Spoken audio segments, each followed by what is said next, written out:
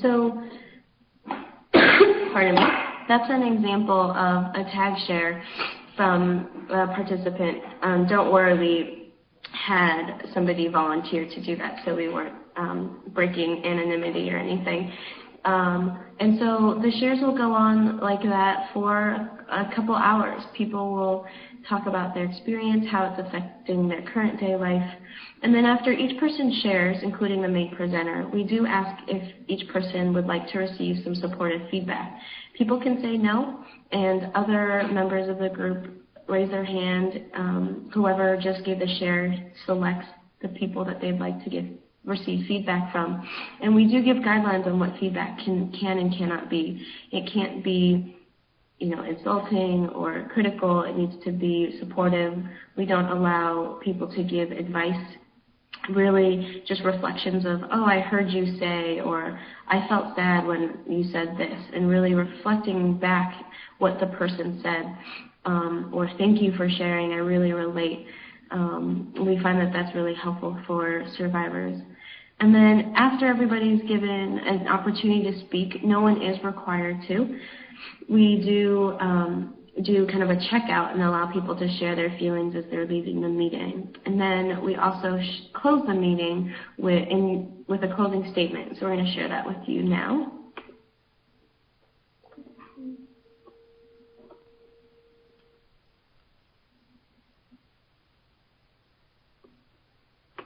Thank you all for listening. It is our tradition to recite our closing statement together. A copy of the closing statement is located on the last page of your handout. We have come together to face our past, united in survival, determined to rebuild our lives by healing the pain and transforming our shame. We will find comfort in our safe places wherever they may be. Feelings can be felt, memories can be recalled, and sensations can be soothed. We close our meeting now with renewed faith in our power, armed with self-knowledge, led by our strength drawn from survival, empowered by the challenge of change, and graced with a sense of hope for what our future can be. Join us again next week. Thank you for your participation and support. Remember, you may be feeling very tender and vulnerable after a meeting like this. So be very gentle in all your interactions, especially with yourself. So the meeting ends with everybody kind of joining together to acknowledge what we've done at the meeting that night, and to remind everybody to be gentle with themselves as they leave. After that, there is mingling and time for people to just decompress as they transition from our support group to the rest of their lives.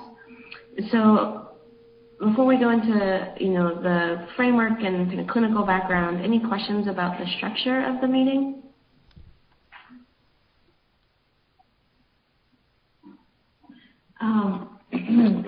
The one thing that we want to highlight is that it's required that participants in the meetings are adults.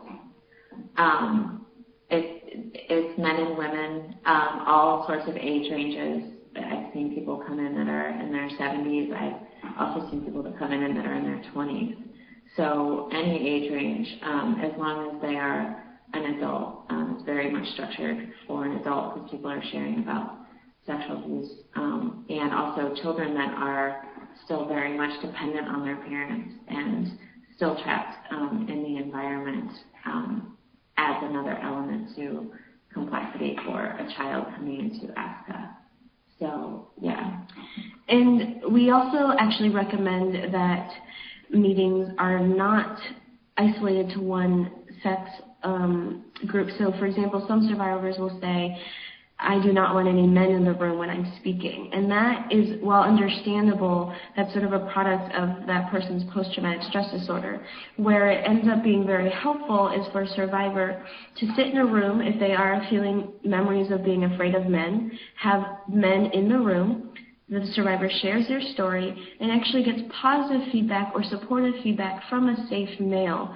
That disparate experience then begins to challenge the survivor's thought and belief that all men are dangerous. So it's actually really important not to validate those fears, but to challenge them with a assured, safe environment. So we really do recommend that survivors are put in a safe environment to challenge their faulty beliefs about the world and themselves. Mm-hmm.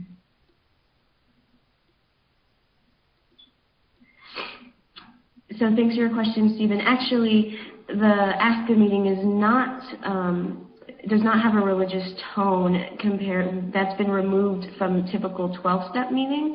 So I think the statement is faith in our power, and so mainly faith being trust in ourselves. One of the effects of abuse is that survivors don't have trust in their own thoughts, their own experiences. And so the word faith can have that religious connotation, but it does not refer to faith in a higher power or a God. So ASCA is based on the self-trauma model of John Greer, where he talks about the clinical importance of survivors being able to talk about what happened to them and experience the feelings about what happened to them in a safe environment. If the survivor is in an unsafe environment, for example, still in their birth family, then they're still putting up defenses and still having fantasies come into play that are enacted in order to keep them safe mentally from the abuse that they're still experiencing. So the self-trauma model is based on a survivor being able to go into an environment that is safe, where they can actually have the experience of being in a safe environment, but also at the same time talk about and re-experience what happened to them. So they have a disparate experience and are able to re-experience what happened to them and the feelings, but also still know that they're safe. The two are actually extremely important, happening at the same time in order for the brain to heal. Many child abuse survivors have PTSD, post-traumatic stress disorder, which means that their brain signals danger at all times, even though they're in a safe environment. So the purpose of healing the brain is to realize that those danger signals are coming up from trauma that happened a long time ago, but is not actually happening in the present. And being able to hold those two experiences at the same time is what allows a survivor to make sense of their narrative and re-experience the feelings and feel that they're safe in the present. It's not happening any longer. The standardized script for ASCA allows for people to reprocess their trauma memories in a safe, predictable, consistent environment. A common thing for abuse survivors is that they grew up in an environment that was extremely inconsistent, not predictable at all, very volatile parents, things happening to them that they weren't expecting, or that they were expecting, but that it was extremely unsafe and extremely violent. So for them to come into an environment that they know is safe, that they can rely on being predictable and consistent every time, that they're going to hear the same script, that the structure is going to be the same, it allows them to create in their mind that safety for them to then process their trauma memories and put the two